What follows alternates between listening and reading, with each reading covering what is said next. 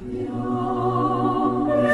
Saint, toi le don de Jésus et du Père, viens en nous paraclet. Viens, Esprit Saint, toi le don de Jésus et du Père, viens en nous, Trinité. Gadlou, l'Adonai, Iti, magnifiez avec moi le Seigneur. Chers amoureux de notre chaîne Cathol TV, nous sommes rendus au deuxième dimanche du temps de l'Avent et nous allons ensemble lire et commenter, comprendre la nourriture spirituelle que les textes de ce dimanche veulent nous donner. Lecture du livre du prophète Isaïe, chapitre 11, versets 1 à 10.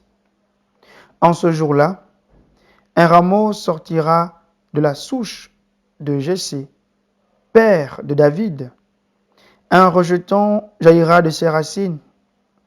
Sur lui reposera l'esprit du Seigneur, esprit de sagesse et de discernement, esprit de conseil et de force, esprit de connaissance et de crainte du Seigneur, qui lui inspirera la crainte du Seigneur. Il ne jugera pas sur l'apparence, il ne se prononcera pas sur des rumeurs.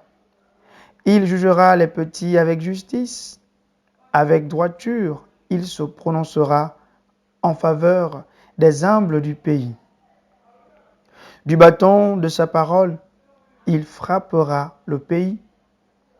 Du souffle de ses lèvres, il fera mourir le méchant. La justice est la ceinture de ses hanches. La fidélité est la ceinture de ses reins. Le loup habitera avec l'agneau. Le léopard se couchera près du chevreau.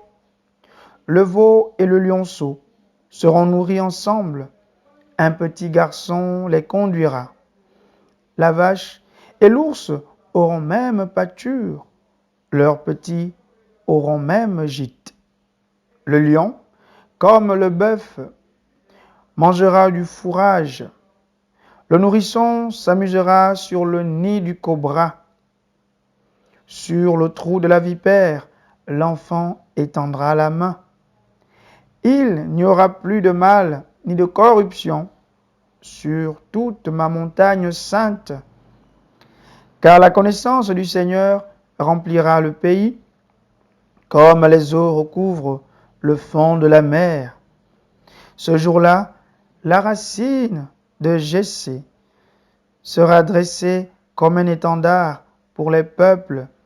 Les nations la chercheront et la gloire sera sa demeure. Après l'oracle de bonheur, voici qu'en ce deuxième dimanche du temps de l'Avent, le prophète Isaïe nous transmet un oracle royal. Le contexte de cet oracle royal est marqué par la déception du prophète Isaïe. Isaïe qui a été déçu de voir comment le roi de Juda, le roi Akaz, a géré la politique royale durant la guerre syro-éphraïmite. Akaz, au lieu de s'appuyer sur le Seigneur, s'est appuyé sur les puissants. Il s'est appuyé sur la grande puissance assyrienne de l'époque contre le royaume de Damas et le royaume d'Israël. Isaïe transmet ici un oracle durant l'arrivée d'un nouveau roi, fils d'Akaz. Il s'agit d'Ézéchias. En lui, il voit l'arrivée d'un roi qui sera différent d'Akaz, qui n'a pas su bien régner. Alors Isaïe transmet au moment de son intronisation, cet oracle royal qui présente la figure d'un roi, juste un roi qui est en communion avec les attentes du Seigneur. La spécificité de ce roi, c'est qu'il jaillit de la souche de Jessé. Et comme on l'a entendu dès le départ, un rameau sortira de la souche de Jessé. Le rameau en Assyrie ou encore en Phénicie est le signe du sceptre et c'est ce que l'on remet à celui qui prend possession de son règne, un sceptre, un signe du pouvoir royal. Et la souche de Jessé, la souche représente la dynastie de Jessé. Ce qui est étonnant, c'est que dans les attentes royales, on se disait que c'est de David que devait jaillir le nouveau roi. Mais ici, on parle plutôt du père de David, qui est Jessé. On assiste donc à un retour au royaume de Juda. C'est comme un recommencement. Comme si la dynastie de David ne s'est pas montrée digne du pouvoir qu'elle a exercé. Alors Dieu s'empresse à revenir aux origines pour susciter à son peuple un nouveau roi, à partir du père de David, qui est Jessé. Ce roi, à la différence d'Akaz, sera celui sur qui reposera l'esprit du Seigneur. Esprit de sagesse et de discernement. La sagesse, la chokma en hébreu, représente celui qui a l'art du bien faire, celui qui sait que son pouvoir doit être en communion avec la volonté de Dieu. Et la spécificité de ce roi aussi, c'est qu'il va s'appuyer sur la justice, la tzedaka, l'art de bien organiser les choses dans la société, l'art de ne pas léser les plus faibles pour encourager la domination des plus forts. Mais ce roi aura autre chose. Il saura bien administrer son royaume et cela est spécifié par la fin des hostilités que l'on transmet ici à travers l'image de ces animaux qui originellement ont de l'hostilité l'un envers l'autre, qui ont des rapports de force. Le loup qui habite désormais avec l'agneau, le veau et le lionceau qui sont nourris ensemble. C'est de l'ordre de l'inédit. Mais c'est pour nous dire que l'avènement de ce nouveau roi et son gouvernement va s'accompagner avec une paix. Et on n'aura plus peur les uns des autres. Donc la conséquence de sa justice, c'est l'ordre et l'harmonie entre les hommes. Cette harmonie qui avait déjà été perdue dans l'Ancien Testament avec l'épisode de Genèse chapitre 3, au verset 17, où le sol est maudit à cause du péché de l'homme. L'hostilité entre l'homme et l'animal s'est établie. L'hostilité entre les bêtes s'est établie à partir du péché de l'homme. C'est donc un roi qui nous ramène le temps paradisiaque, le temps des origines, le temps de l'Éden, le temps du bonheur, où tout le monde trouve son compte. Mais la dynamique de cette représentation des animaux, le lion, le léopard, l'agneau, en contexte oriental, c'est aussi une métaphore pour signifier les classes sociales, les différentes fonctions sociales des hommes. Le loup qui est dominant et l'agneau qui est dominé. Le fait que le loup et l'agneau habitent désormais ensemble, ça veut dire que c'est la fin d'une hiérarchisation sociale, du rapport de force entre dominant et dominé. C'est l'instauration d'une société où tout le monde considère l'autre comme son frère et non comme un ennemi. Voilà le roi qui vient. un roi qui vient pour restaurer le jardin d'Éden d'antan, un roi qui vient apporter la justice et la paix au milieu des hommes. Et c'est aussi ce que nous demandons pour nos sociétés aujourd'hui.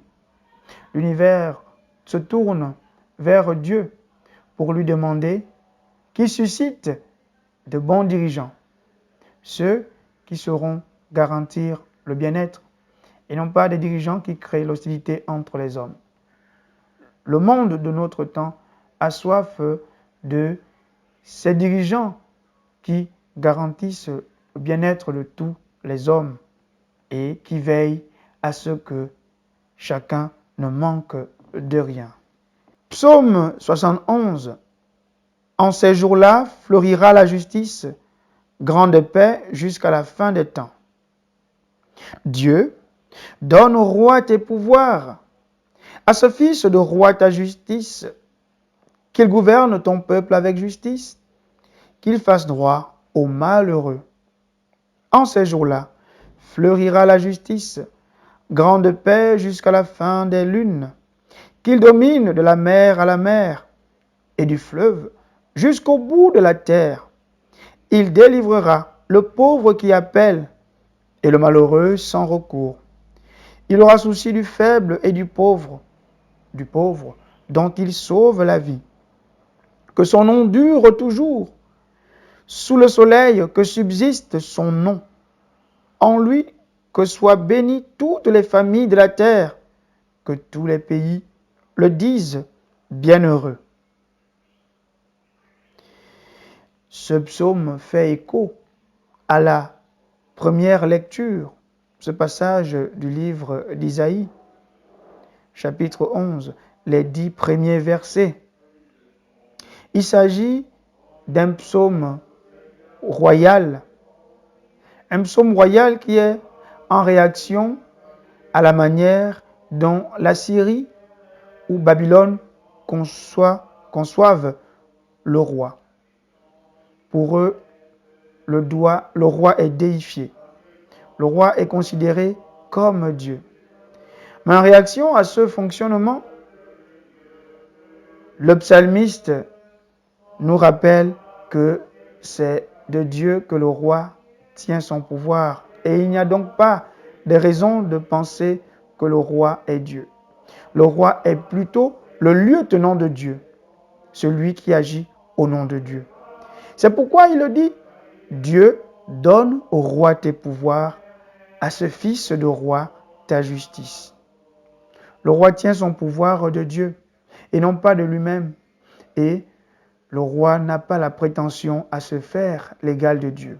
C'est pourquoi s'il veut bien diriger, s'il veut bien organiser son règne et la société dans laquelle il exerce son pouvoir, il doit demander le secours du Seigneur.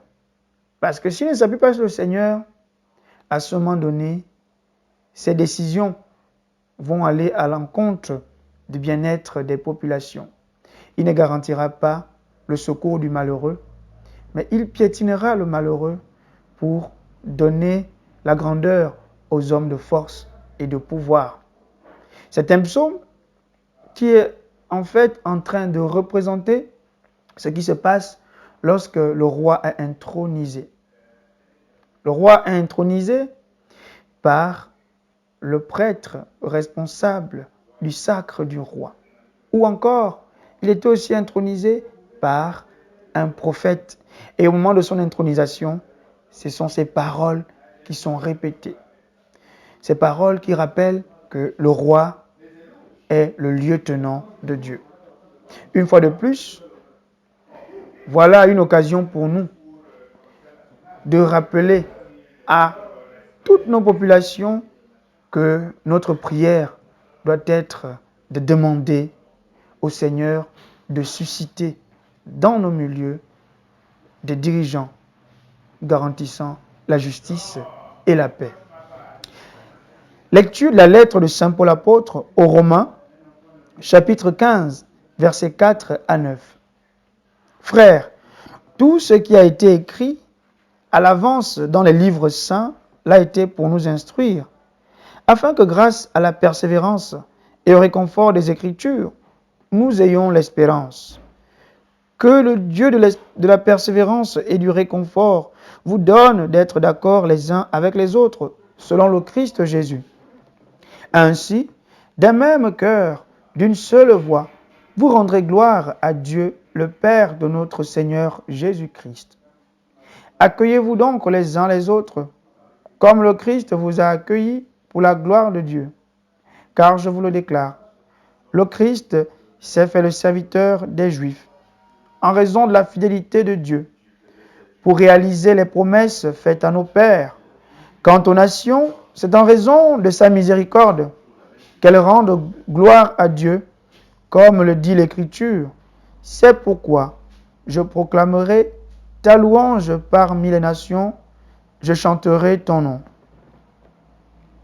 Nous sommes à l'avant-dernier chapitre de la lettre aux Romains de Paul, principalement dans la partie pastorale de cette lettre.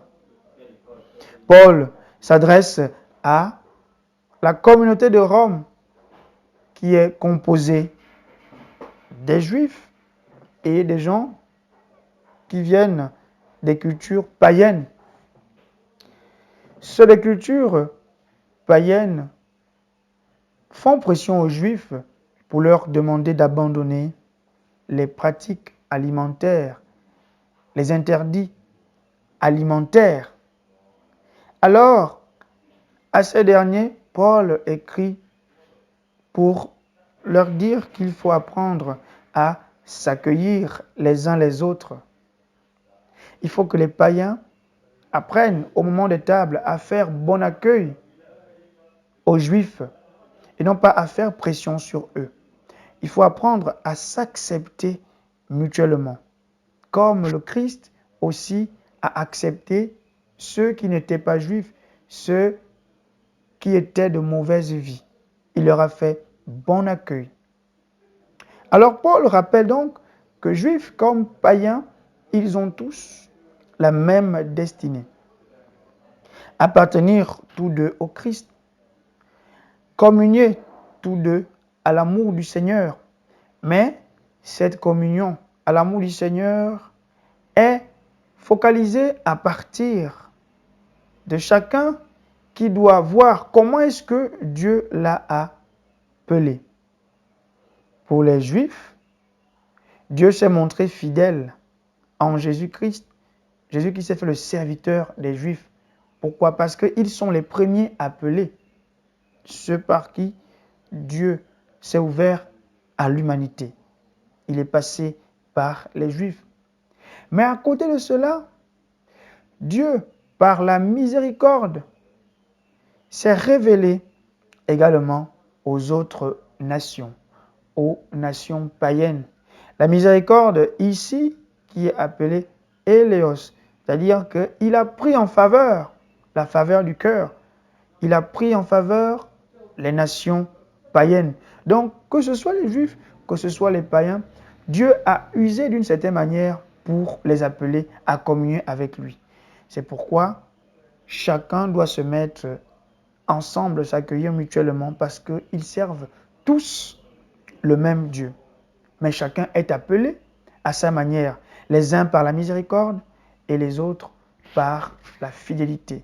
Dieu qui a voulu se montrer fidèle à cause de la promesse qu'il avait faite au père à Abraham d'établir par lui la bénédiction sur le peuple d'Israël et l'ensemble des nations. Paul rappelle donc qu'en ce qui concerne nos différentes communautés, nous devons apprendre à nous accueillir mutuellement, apprendre à faire des concessions les uns pour les autres. Nous avons certes des différences, mais ces différences ne doivent pas être occasion de division, parce que nous sommes appelés à la même espérance, l'espérance en Jésus-Christ, l'espérance en Dieu. Apprendre à s'accepter mutuellement malgré nos différences. C'est ainsi que nous pourrons bâtir une communauté de frères. Évangile de Jésus-Christ selon saint Matthieu. Matthieu chapitre 3, versets 1 à 12. En ces jours-là, Pareil Jean le Baptiste qui proclame dans le désert de Judée: Convertissez-vous, car le royaume des cieux est tout proche. Jean est celui que désignait la parole prononcée par le prophète Isaïe. Voix de celui qui crie dans le désert: Préparez le chemin du Seigneur, rendez droit ses sentiers. Lui, Jean, portait un vêtement de poil de chameau et une ceinture de cuir autour des reins. Il avait pour nourriture des sauterelles et du miel sauvage. Alors Jérusalem, toute la Judée et toute la région du Jourdain se rendaient auprès de lui, et ils étaient baptisés par lui dans le Jourdain en reconnaissant leurs péchés. Voyant beaucoup de pharisiens et de sadducéens se présenter à son baptême, il leur dit: Engeance de vipères, qui vous a appris à fuir la colère qui vient, produisez donc un fruit digne de la conversion. N'allez pas dire en vous-même: Nous avons Abraham pour père, car je vous le dis, des pierres que voici, Dieu peut faire surgir des enfants à Abraham. Déjà la cognée se trouve à la racine des arbres. Tout arbre qui ne produit pas de bons fruits va être coupé et jeté au feu. Moi, je vous baptise dans l'eau en vue de la conversion. Mais celui qui vient derrière moi est plus fort que moi. Je ne suis pas digne de lui retirer ses sandales. Lui vous baptisera dans l'Esprit Saint et le feu. Il tient dans sa main la pelle à vanner. Il va nettoyer son aire à battre le blé. Il amassera son grain dans le grenier. Quant à la paille, il la brûlera au feu qui ne s'éteint pas. Le passage de l'évangile de Matthieu nous situe au début de la prédication de Jean le Baptiste, une prédication dans laquelle on nous décrit, l'évangile nous décrit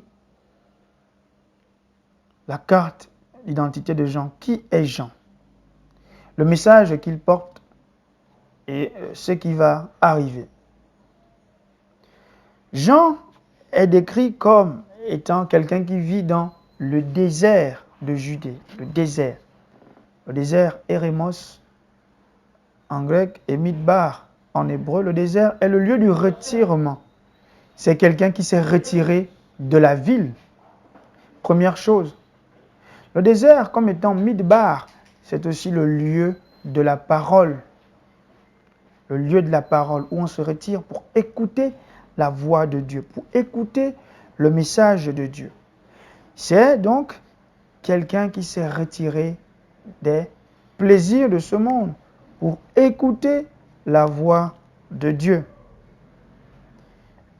Jean nous est décrit comme quelqu'un qui porte un vêtement en poil de chameau. Dans le deuxième livre des Rois, chapitre 1, verset 8, c'est exactement l'habit que portait aussi Élie. Donc, Jean a donc l'aspect d'un prophète, celui qui parle au nom de Dieu, celui qui interpelle son milieu social pour qu'il ne se laisse pas emporter par des mauvaises pratiques. On nous dit que Jean se nourrit de sauterelles, la nourriture des gens qui vivent de manière austère dans ce milieu oriental. Ce sont les sauterelles. Et d'après les historiens juifs, c'est la nourriture dont se nourrissait une certaine communauté qu'on appelle les Esséniens, ceux qui s'étaient retirés du monde parce qu'ils avaient considéré que le temple de Jérusalem était déjà souillé, parce que les prêtres du temple avaient pactisé avec les Romains, qui eux se tournent vers plusieurs divinités. Et cette secte se considérait comme étant les élus de Dieu, ceux qui se retirent pour attendre l'arrivée du Messie. Mais Jean se nourrit aussi de miel. Dans le livre du Sirachie, le chapitre 24, verset 19, le miel représente la sagesse. Donc, celui qui a la sagesse Et les Écritures nous disent que, le Proverbe chapitre 1, la crainte de Dieu est le commencement de toute sagesse. Donc Jean, c'est quelqu'un qui craint Dieu. Et donc Jean, c'est quelqu'un qui est pétri de sagesse, qui est pétri de bonne volonté, qui a la volonté de transformer la vie des gens. Dans son message, Jean dit, « Convertissez-vous, car le royaume des cieux est tout proche. » La conversion, se convertir, c'est-à-dire changer sa manière de penser. Et le texte grec parle de métanoïété, c'est-à-dire renverser sa manière de penser. On pensait d'une certaine manière et on renverse pour penser autrement. Ça veut dire que si on pensait de façon négative, on avait de mauvaises pensées, que l'on change nos pensées en ayant désormais des pensées de vie, des pensées qui font la promotion du bien-être des autres. Et donc, Jean, à travers son message et à travers sa manière d'être, est le contraire de son père Zacharie.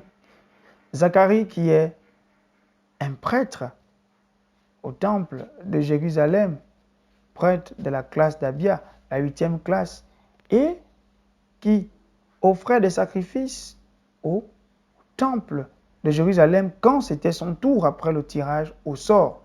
Et on devenait prêtre de père à fils. Mais Jean, il a choisi un autre travail. Il a choisi de se retirer dans le désert pour être prophète. Donc, Jean va à l'encontre de la manière de fonctionner de son père.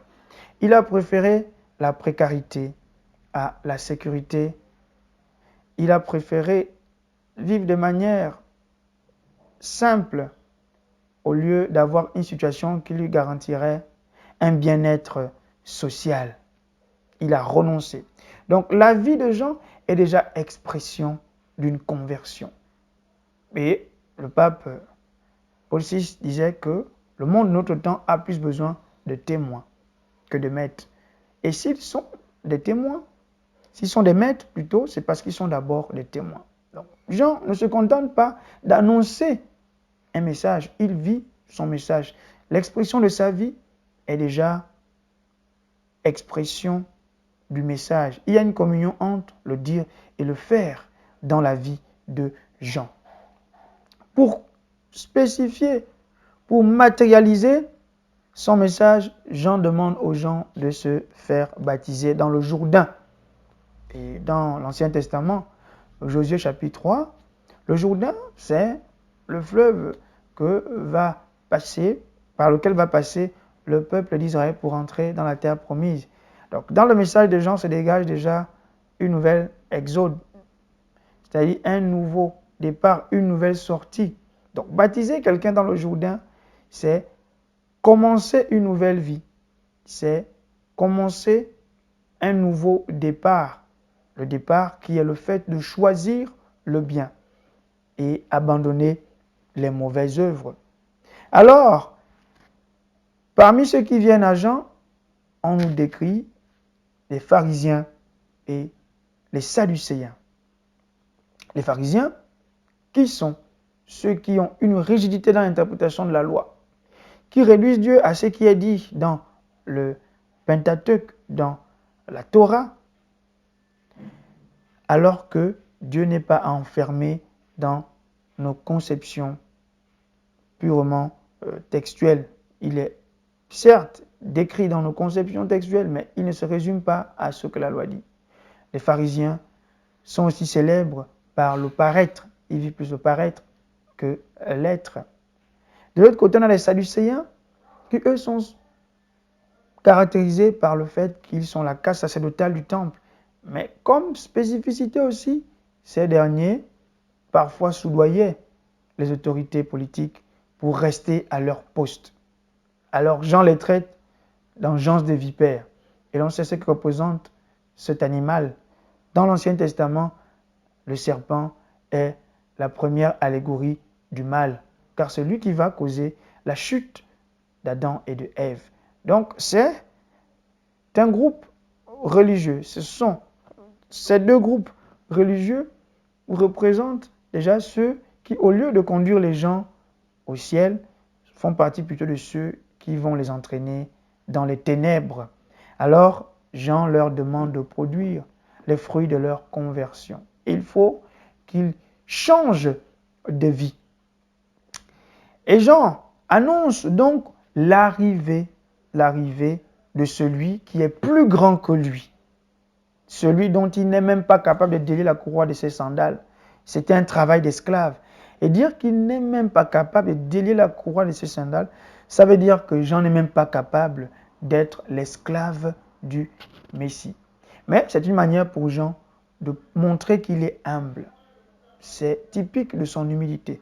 Pour que personne ne se centre sur sa personne, mais que les gens réalisent qu'il n'est que la voix, qu'il n'est que le précurseur, celui qui annonce un plus grand que lui, celui qui est appelé à diminuer pour laisser le Christ grandir.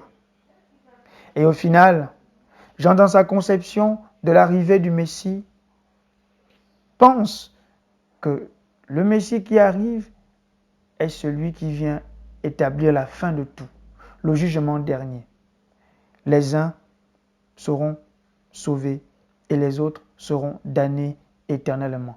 C'est l'image de ce Messie qui tient la pelle à vanner et qui va prendre le grain pour le mettre au grenier, tandis que la paille, il va la jeter dans le feu éternel. Jean nous annonce l'Apocalypse, un moment, une fin prochaine des choses. Voilà comment il conçoit l'arrivée du Seigneur. Ce message de Jean nous permet de réaliser que pour celui qui attend Noël, occasion nous est donnée d'être des êtres humbles, des êtres simples, de ceux-là qui se dépouillent de tout orgueil pour laisser place à Dieu dans leur vie. Si le Seigneur veut faire irruption dans nos vies à travers son royaume des cieux, il ne peut véritablement s'établir dans nos vies que si nous changeons nos habitudes, si nous changeons nos manières de fonctionner. Et l'attitude typique, c'est d'être comme Jean, des personnes humbles, des personnes qui savent se contenter du nécessaire, du juste nécessaire et non pas du superflu pour vivre. Que le Seigneur nous donne donc durant ce temps de l'Avent d'épouser la vie de Jean. Une vie austère, une vie simple, une vie humble. Benedicat vos omnipotens Deus, Pater et Filius et Spiritus Sanctus. Bon dimanche à tous. Esprit Saint, toi